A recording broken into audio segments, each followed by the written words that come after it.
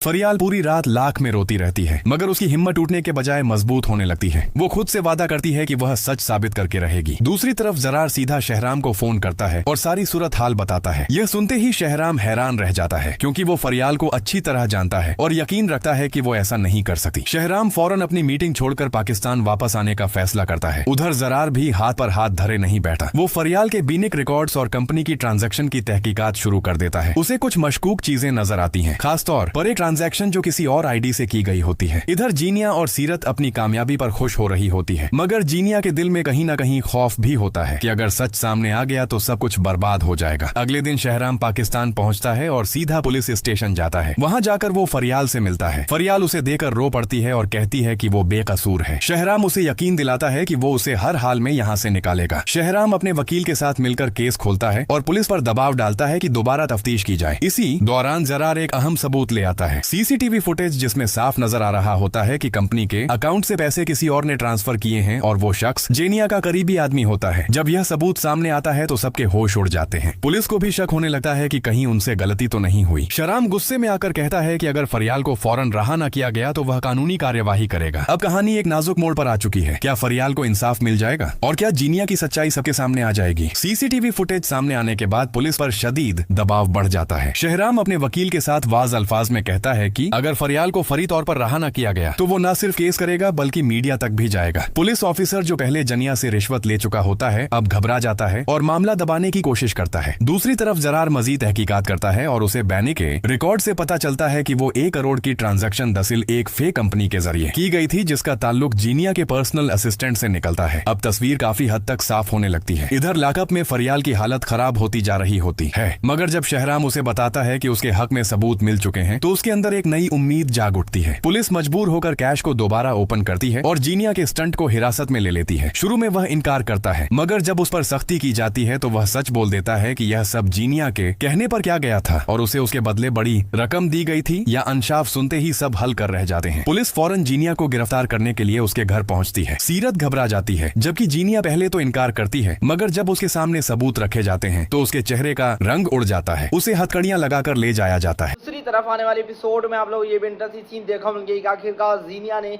हसद में आकर बहुत ही गलत कर दिया है और फरियाल की शादी कभी भी होने नहीं देगी, क्योंकि जीनिया ने यही ठान रखा है कि चाहे कुछ भी हो जाए, जब तक मैं जिंदा हूं तब तक किसी का भला मैं होने नहीं दूंगी। और आखिरकार पुलिस को मंगवा कर बेइज्जती करा देती है हमारी फरियाल की और कहती है कि फरियाल जो है एक झूठी औरत है और इसकी कभी भी शादी नहीं होती। और दूसरी तरफ अब पुलिस जो है वह हमारी फरियाल को गिरफ्तार कर देती है और आखिरकार शादी नहीं होती फरियाल की। तो फ्रेंड्स मिलेंगे नेक्स्ट वीडियो में। कमेंट सेक्शन में एक राज जरूर देनी है।